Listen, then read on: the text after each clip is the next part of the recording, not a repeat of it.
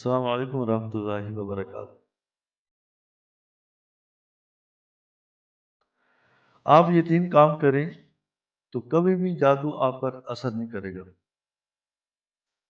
صرف تین کام کرنے سے کبھی بھی جادو آپ پر اثر نہیں کرے گا۔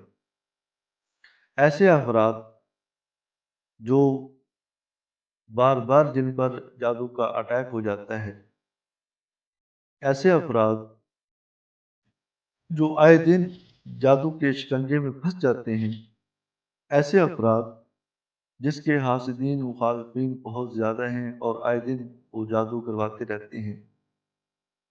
اگر آپ جادو سے پریشان ہیں، آپ کے معاملات بگڑ چکے ہیں، آپ کی صحت بیماری میں بدل چکی ہے، آپ کی خوشیاں غموں میں بدل چکی ہیں، اور آپ کی میاں بیوی کے درمیان محبت نفرت میں بدل چکی ہے، بیوی بچے فرما بردار تھے نافرمان ہو چکے ہیں، جس کوئی بھی کام آپ کرتے ہیں، جس کے ساتھ بھی کرتے ہیں، آپ کو نقصان ہوتا ہے یا وہ دھوکہ دے جاتا ہے۔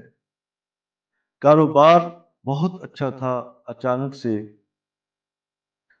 تباہ ہو گیا، اچانک سے اچھا خاصا نقصان ہو گیا، اور بجائے فائدے کے نقصان ہو گیا، اور یہاں تک کہ آپ قرضوں کے شکنجوں میں پھنس گئے۔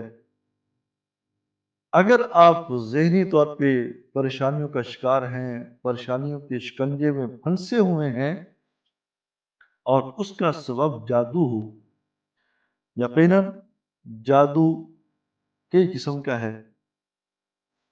بیماری مسلط کرنے کا بھی جادو ہے، کاروبار کو باندھنے پر بھی جادو ہے، بندش لگا دیتے ہیں، رشتوں کے مسائل پر بندش، صحت پر بندش، کاروبار پر بندش، اور اسی طرح میاں بیوی کے درمیان نفرت، میاں بیوی کے درمیان جدائی، اور یہ پہلے سپارے کے اندر اس کی پوری تفصیل موجود ہے۔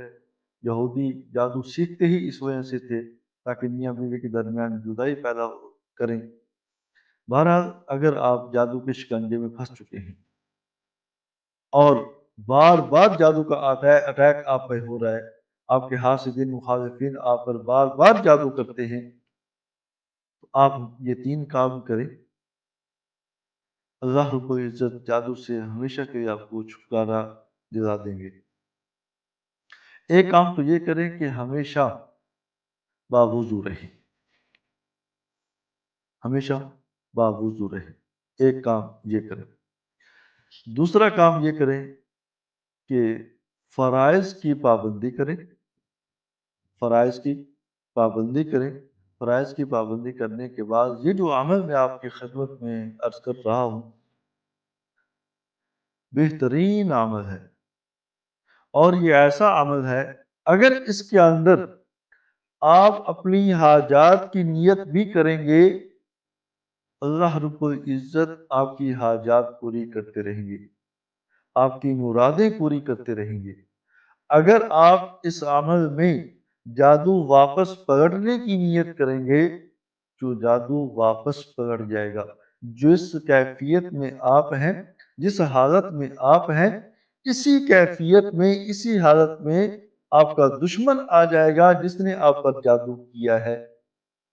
اور اگر اسی عمل کے اندر آپ کی کوئی ایسی مراد ہے جو پوری نہیں ہو رہی، آپ کی کوئی ایسی حاجت ہے جو پوری نہیں ہو رہی، آپ کی خواہش ہے، آپ کی تمنا ہے، آپ کی آرزو ہے، کاش کہ رب کائنات میری یہ خواہش کو پورا کر دے، تو اس عمل کے اندر وہ حاجت، وہ تمنا، وہ آرزو کی نیت کریں گے، اللہ رب العزت چند دنوں کے اندر وہ آپ کی مراد کو پورا فرما دیں گے۔ صرف تین کام کرنے ہیں۔ نمبر ایک، ہمیشہ باوضو رہیں۔ نمبر دو، فرض نماز کے بعد، فرائض کی پابندی، پانچوں نمازوں کی پابندی، فرض نماز کے بعد یہ جو عمل میں بتانے لگا ہوں اس کی پابندی کریں۔ کیا ہے وہ؟ فرض نماز کے بعد 9 مرتبہ، فجر کے بعد 9 مرتبہ آیت الکرسی پڑھنی ہے، اور مغرب، ظہر، عصر، مغرب، عشاء बकिया 4 नमाज़ों के बाद 8 मरतबा आयत कुर्सी पढ़नी है। नंबर 2। नंबर 3, रात को सोते वक़्त, सुबह उठते वक़्त, ख़्वाह मर्द है, ख़्वाह औरत है, ख़्वाह मर्द है, ख़्वाह औरत है, अगरचे औरत शरई उज़र में हो, नमाज न पढ़ सकती हो, तब भी ये अमल कर सकती है, इसको छोड़ना नहीं है।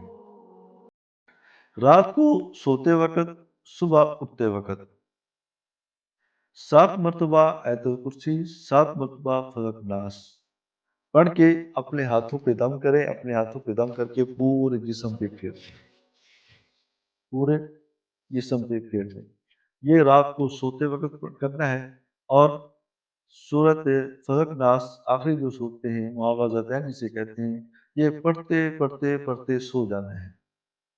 और सुबह जब उठना है, उठते ही आपने ये अमल दोबारा करना है और अपने हाथों पे दम करके अपने पूरे जिस्म पे आपने अपने हाथों को फेर देना है और पूरे जिस्म पे दम कर देना है। जो शख्स इन 3 अमाल की पाबंदी करेगा, कभी भी जादू उस पर असर नहीं करेगा और जादू होगा वो ख़त्म हो जाएगा। अगर वापस पलटने की नीयत करेंगे, तो जादू वापस पलट जाएगा। दुआ है कि अल्लाह पाक सुन्नत पर अमल करने की तौफीक नसीब